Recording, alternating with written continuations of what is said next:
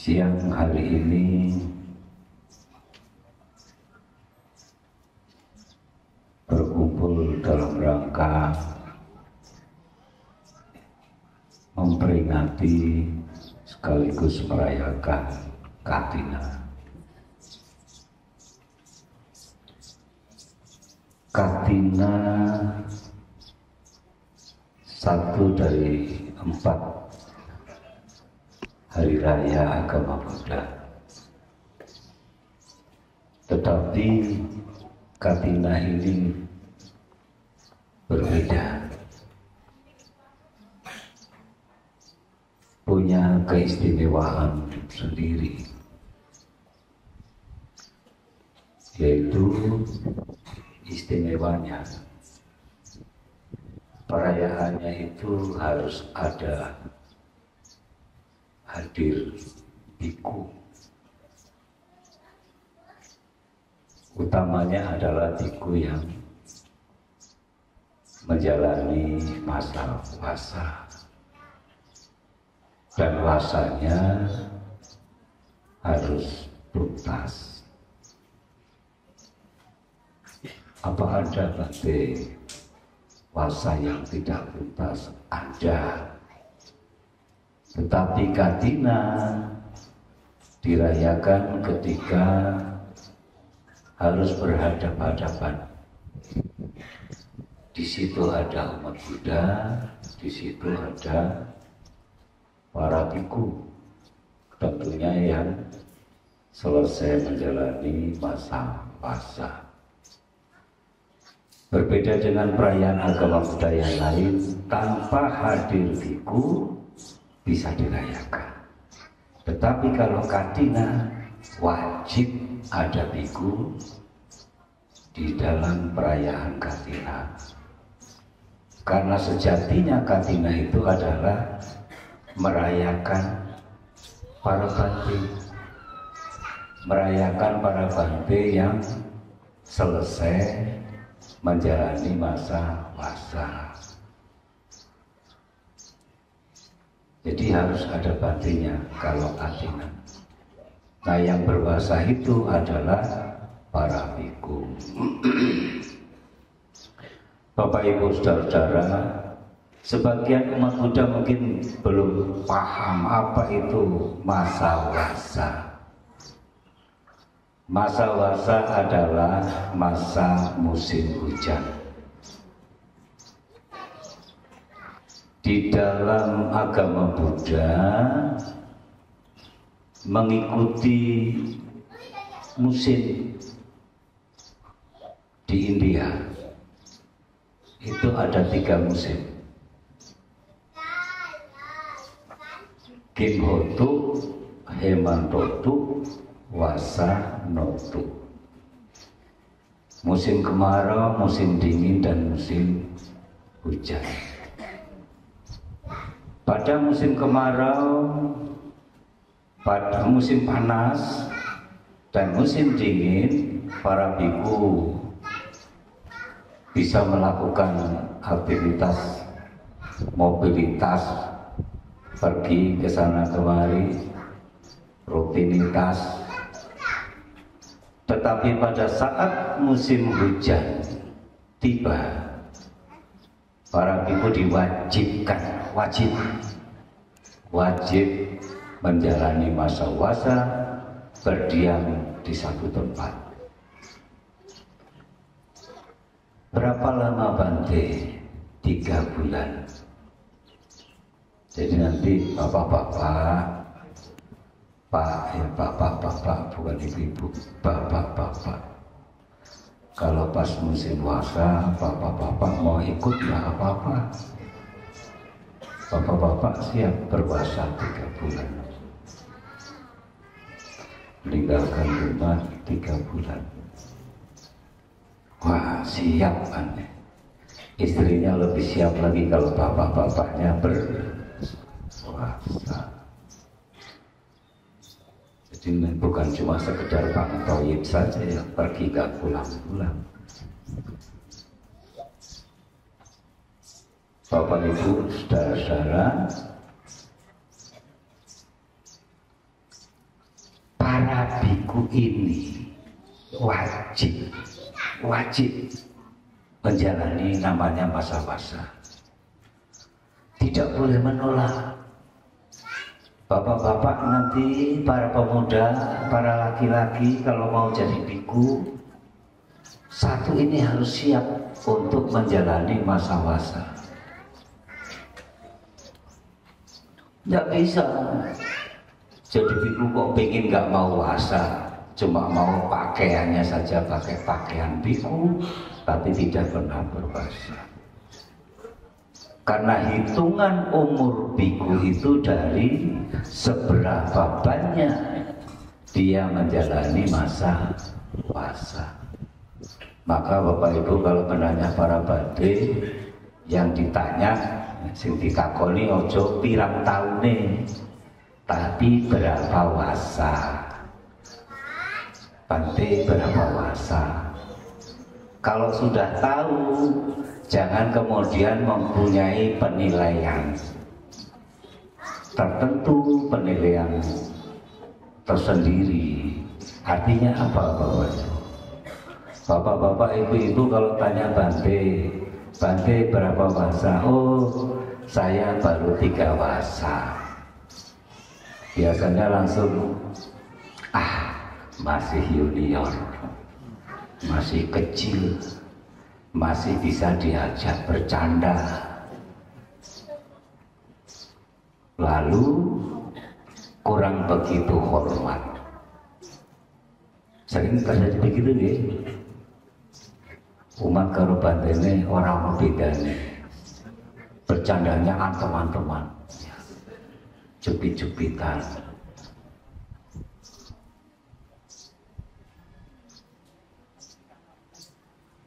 Nanti tanya sudah 10 wasa, wah hebat. Ini baru ya Bante. Sudah 20 wasa, wah ini sudah 20 wasa apa pun namanya Bu? Mahal tera mahal lagi ya.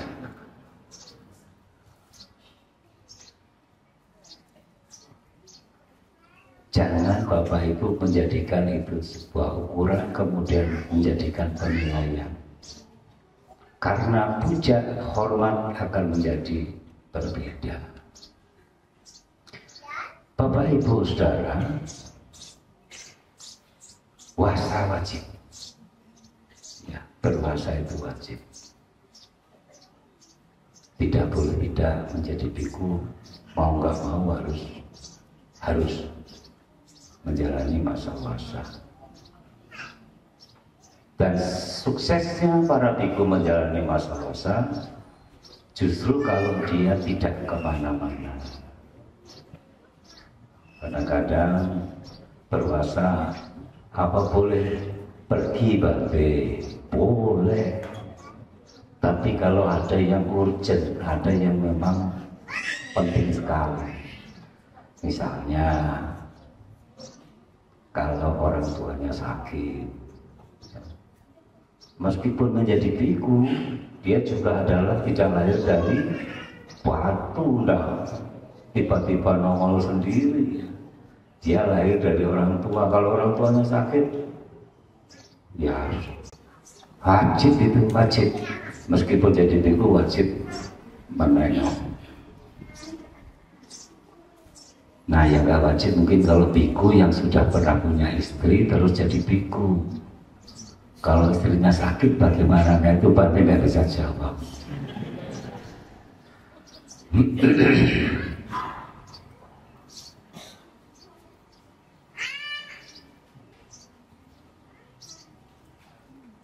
Dapat boleh, menengok boleh, tapi itu juga tidak boleh lewat dari 7 hari 7 malam yang disebut dalam bahasa Pali sataha. Tidak boleh lewat dari 7 hari 7 malam. Sebelum 7 hari 7 malam harus kembali ke tempatnya, kembali ke ekosistemnya, kembali ke habitatnya kembali.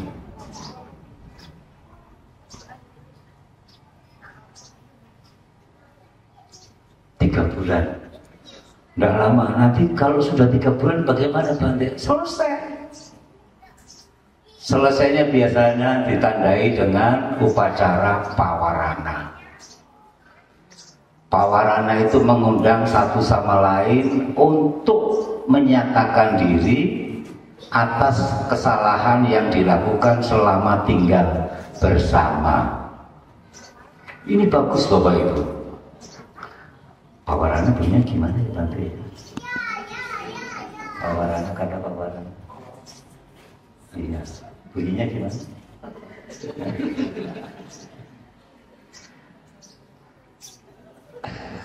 Main orang turu soalnya.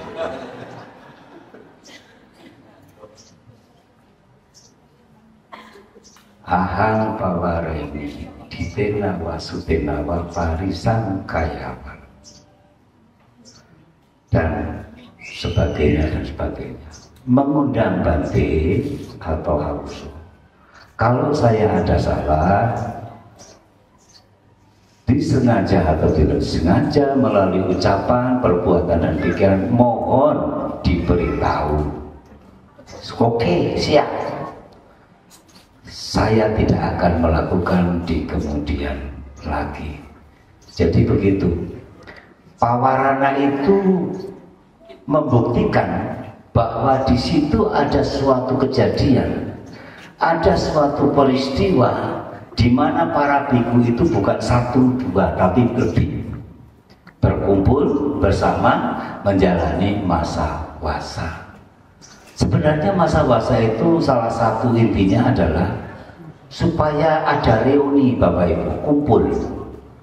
Biku tua, biku muda, biku sedang, pokoknya kumpul. Nah, disinilah terjadi sebuah komunitas yang kemudian terjadi namanya proses saling asih, asa, dan asuh.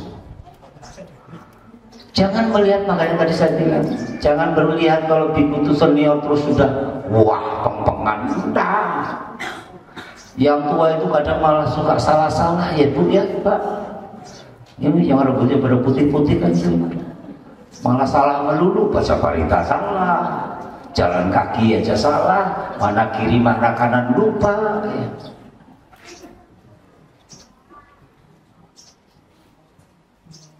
Jadi yang muda juga banyak yang pinter, tapi jangan berpikir kalau pinter secara keilmuan, belum tentu pinter secara empiris. Dia cuma akademika, empiris dia mengalami, beda. Makanya mentang-mentang sekolahnya tinggi sampai S berapa Bante sekarang kalau S1 sekolah itu sampai S berapa Pak? S3 ada S4 enggak? Ada.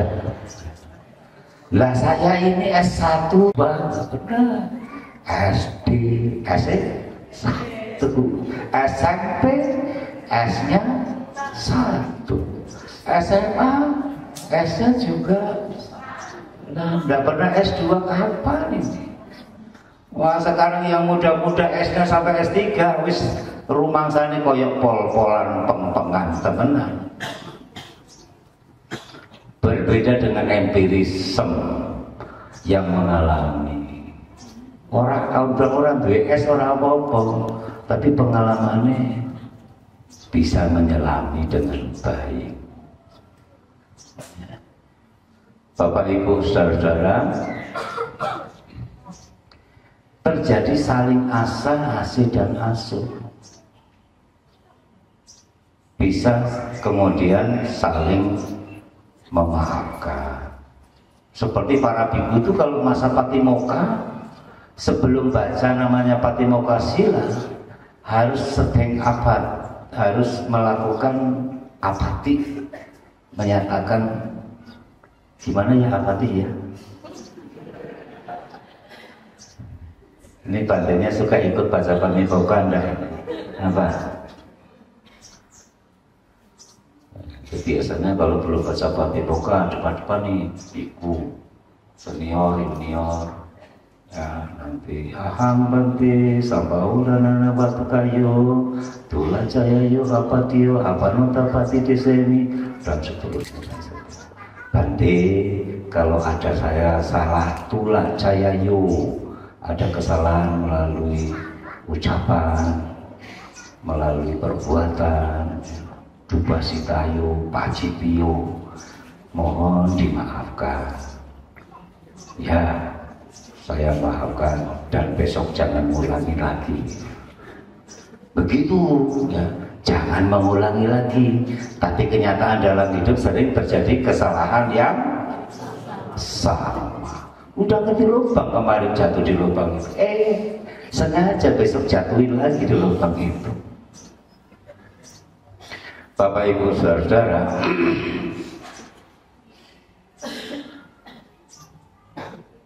ketika para biku selesai pawarana, satu hari kemudian para biku memiliki namanya anisangsa, manfaat dari selesai menjalani masa wasa. Ada 5 panca anisangsa, tapi saya akan menyebutkan satu saja, yaitu yang selesai menjalani masa wasa berhak menerima persembahan katina. Tanya ini Bante siapa? Siapa namanya? Sacapio. Oh, kenal ya? Bante Sacapio. Benar namanya Bante Sacapio ini. Saya ini orang hafal soalnya. Kadang-kadang saya bingung, ini biku-biku siapa namanya. Saya itu udah kayak katak dalam tempurung, orang tahu betul. Bante Sacapio berhak menerima persembahan katina. Itu peristiwa jubah, jadi persembahan utamanya adalah jubah. Zaman dulu persembahan utamanya itu bukan tahu-tahu jadi jubah begitu ya. Tapi kain-kain yang dikumpulkan dari umat-umat itu ya, mungkin semeter, setengah meter, seperempat meter, digandeng-gandeng, terus kemudian jadi jubah. Karena itu tidak bisa banyak ya. Zaman dulu mungkin belum ada pabrik tekstil kali ya, jadi sedikit ada kainnya. Kainnya kadang kain pembungkus mayat, kain perca-perca yang dibuang di tempat sampah. Tapi kalau di renung-renungin kayaknya umat Buddha zaman Sang Buddha kok bisa ya dengan sedikit itu, dengan sesederhana itu membuat pada waktu itu para pertapa, para samana, para bante ini peng-pengan sekali. Tidak sedikit ya, zaman Sang Buddha sih ya susah ya diomong ya. Zaman Bante Jagaro beda. Zaman Sang Buddha itu banyak sekali sotapana, sakadagami, anagami, arahat, banyak sekali. Hidup dengan sangat sederhana sekali. Pakaian cuma itu tadi, dari tempat sampah, dari pembungkus mayat, lalu dipakai. Hanya yang membedakan kalau murid Sang Buddha itu warnanya dan cara pakainya. Warnanya dan polanya ya itu beda. Warnanya itu dari warna tanah, diambil dari warna tanah kecoklat-coklatan. Kemudian berpola. Jadi jubah Bante Sacapio itu berpola. Ini bukan selimut yang enak tiba-tiba dikerudungin, bukan. Tapi kain yang berpola. Itu seperti ketika Sang Buddha menyampaikan kepada Ananda di sawah Magadha. Jadi Magadha itu sebuah negeri yang makmur, gemah-ripah roh jinawi, ijo royo-royo. Begitu lewat Sang Buddha berkata, Ananda, nanti jubah para biku itu berpola seperti sawah ini. Makanya jubah para biku itu ono jahitane koyo galengan. Itu perpis, kemudian menjadi selembar jubah. Nah sekarang jubah sudah tinggal beli. Berapa beli Mbak? Harganya berapa? Nggak tahu. Oh, berarti nggak beli jubah. Nggak ada jubah berarti. Oh ada loh, tapi ditakoni regane nggak tahu. Enak sekali ya. Tanpa tahu harga tapi ada barang. Bapak Ibu saudara-saudara, persembahan utama Katina adalah jubah. Tetapi para biku kebutuhannya bukan cuma jubah, yang lain-lain. Kalau jubah tentu ada pasangannya Bapak Ibu. Jubah itu kain. Kain itu benda yang bisa robek, sobek. Maka biasanya di sapari warani dilengkapi dengan ada jarum, benang, ya, supaya kalau Bante kalau jubahnya sobek nanti bisa di. Atau persembahan dana sehari-harinya Bante apa misalnya mandi. Ya, Bante sehari-hari masih mandi, Bante saja Tio masih mandi enggak? Masih mandi setiap hari ya. Keperluan apa mandi sehari-hari? Sabun, sikat gigi, odol. Makanya suka itu kalau lulun tuh ada tuh. Terus Bante juga sama kayak Bapak Ibu, ada kesehatan. Kadang kesehatannya terganggu, ya. Sakit apa-apa, butuh obat-obatan. Tapi kalau saran saya mau obat-obatan diganti yang lain saja. Nanti Bantenya ketagihan sama obat. Saya nggak pernah minum paramet, bodrek. Saya nggak pernah Bu. Ya. Saya kalau mumet ya turu maritan. Mumet minum obat nanti malah ketagihan obat.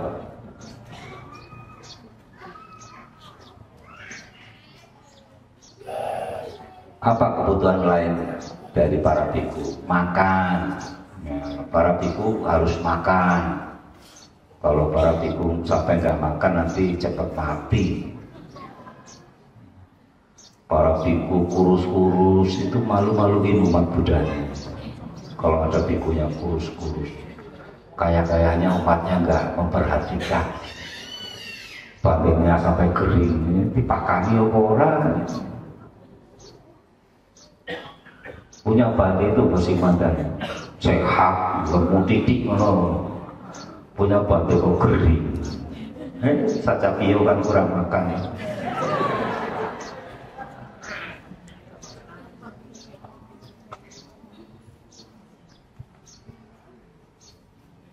Pakaian, makanan, obat-obatan, tempat tinggal. Ya bandenya butuh tempat tinggal. Karena biku itu bukan gelandangan Bapak Ibu. Jadi jangan disamakan para bande itu kayak gelandangan, nggak punya tempat tinggal, kasihan. Makanya kalau ada wihara biasanya tidak lupa disertakan buat putih, supaya kalau bikunya lagi gelandang itu nggak sampai gelandangan nggak punya tempat tinggal, tapi tinggal di putih. Kan sekarang ada hotel Bante. Nah, itu kupatnya suka begitu, gampang saja. Booking hotel Bante, selesai. Bapak Ibu saudara-saudara, berdana suka-suka orang itu kemudian berpikir berdana itu harus besar, berdana itu harus yang berharga, yang mahal. Tidak. Berdana sekecil apapun, kalau dilakukan dengan penuh keyakinan, didasari dengan keyakinan, maka sekecil apapun itu namanya dana akan membuahkan pahala yang besar. Makanya tadi Di depan saya awali dulu dengan danang dadatu sataya. Kalau berdana harus dilandasi dengan keyakinan. Yakin tentang apa berarti? Ya, keyakinan tentang hukum karma. Keyakinan jangan sampai Bapak Ibu sendiri yang akan menuai. Jangan meremehkan. Bante, saya cuma punya sedikit, saya cuma barang punya kecil, murah. Bapak Ibu saudara-saudara, jangan meremehkan hal yang kecil, apalagi itu perbuatan baik. Juga jangan meremehkan walaupun itu kecil, karena itu perbuatan buruk. Sekecil apapun perbuatan, sekecil apapun karma, maka dia akan bertabur dan akan dituai. Dalam kisah, tapi kisah ini baru saya ceritakan sekali kemarin di tempat saya sendiri, yaitu seorang suami istri.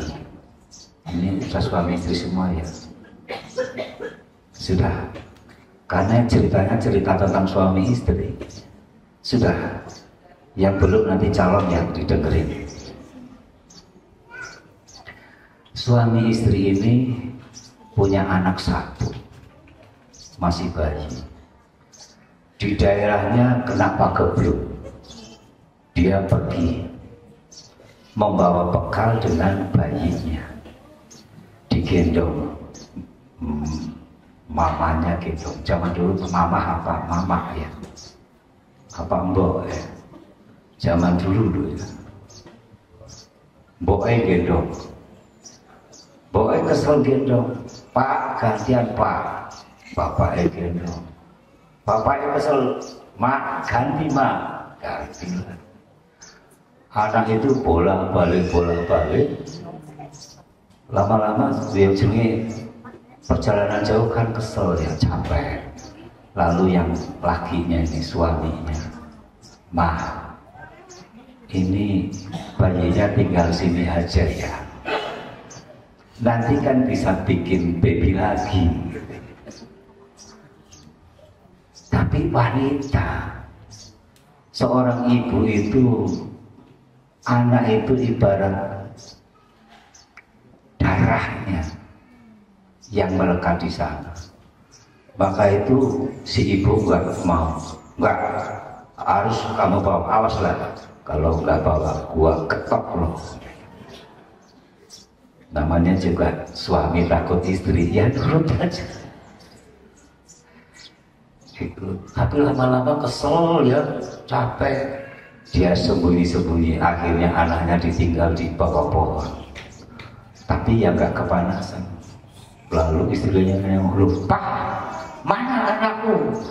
Itu di sana. "Saya nggak mau. Kalau anak itu nggak diambil, itu sama aja mau bunuh saya kamu." Akhirnya namanya juga suami takut, istri ambillah dia.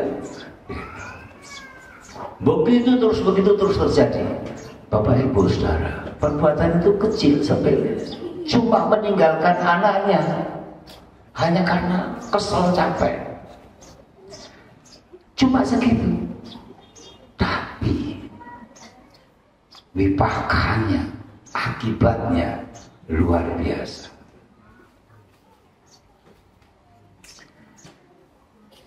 Bapaknya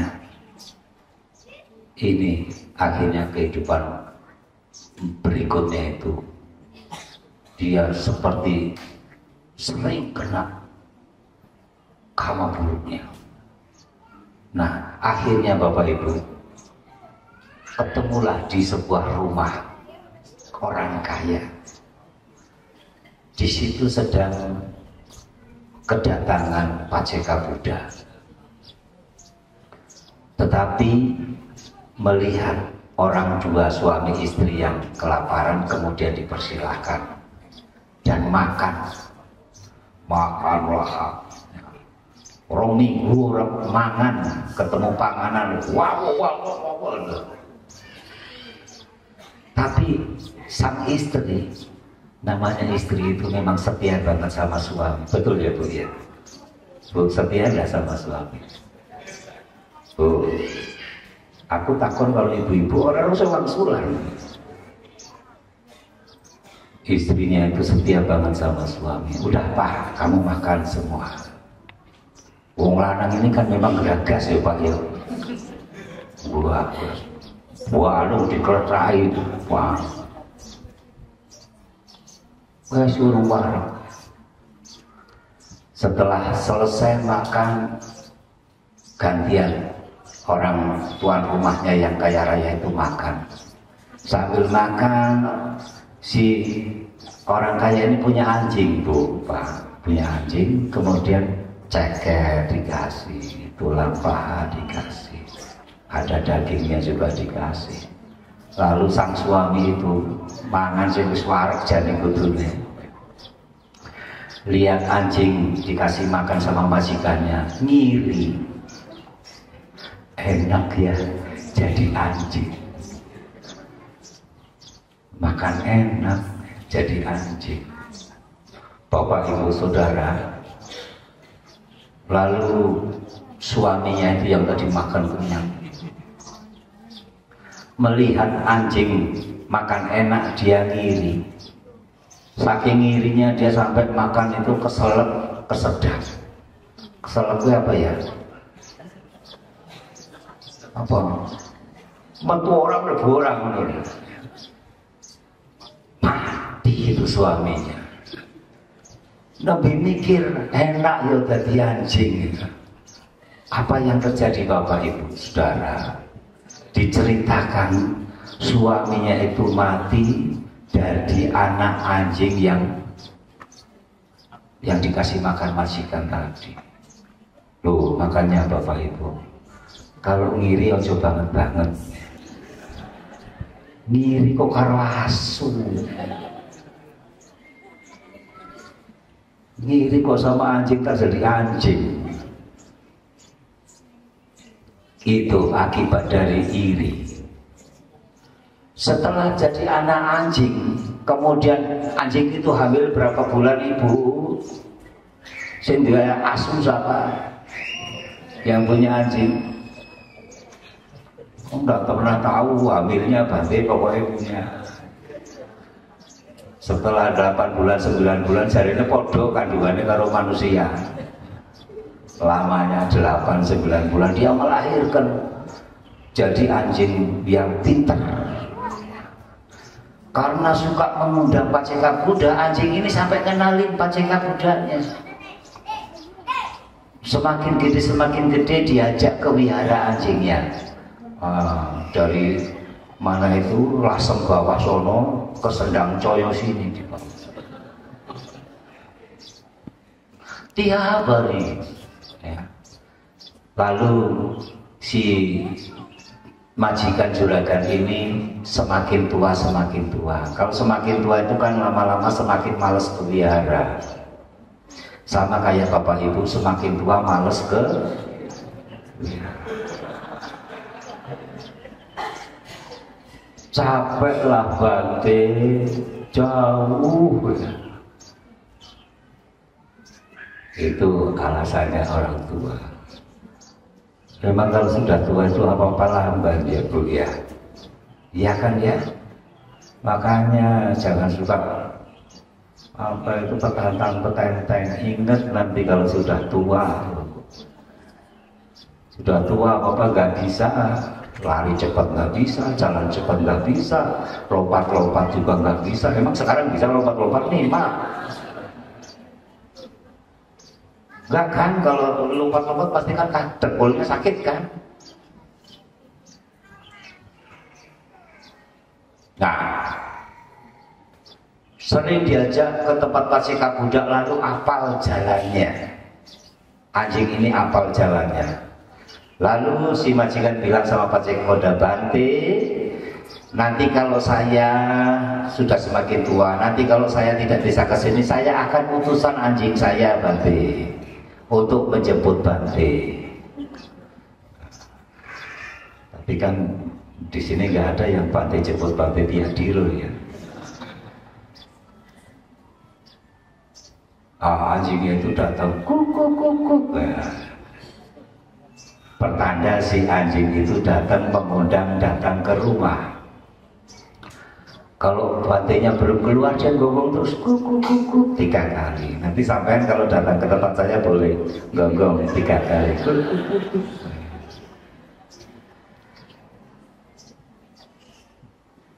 Lama-lama Pak Ceka Buddha keluar. Setelah keluar, oh siap jalan ke tempat itu, ke tujuan. Tapi Pak Ceka Buddha ini selalu nggodain, ngeledek, pura-pura salah jalan gitu.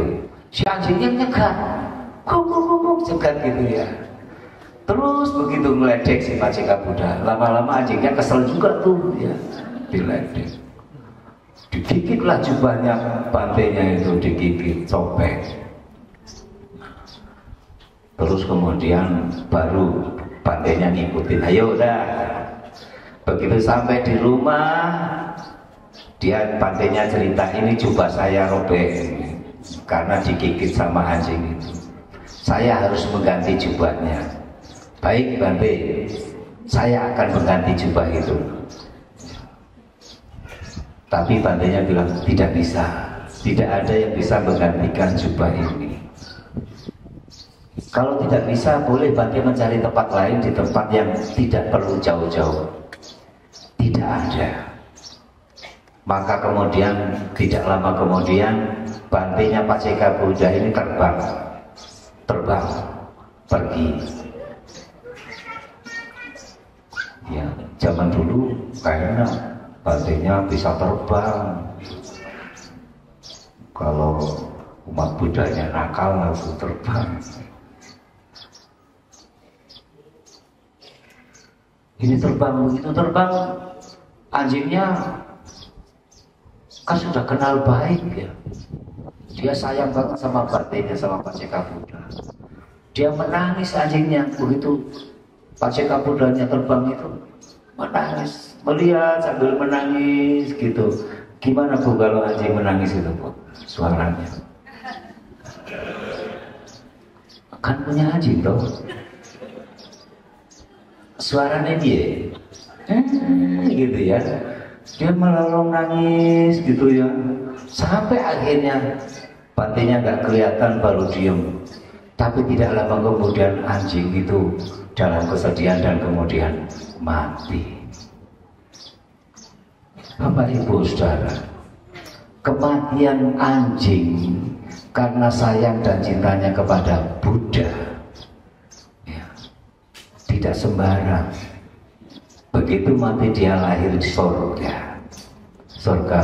Tawatimsa, dengan dikelilingi 1000 bidadari. Allahnya surga 1000 bidadari. Oh bukan cuma 7 bidadari, 1000 ini. Namanya juga bidadari. Pasti bidadari itu cantik kan ya Bu ya.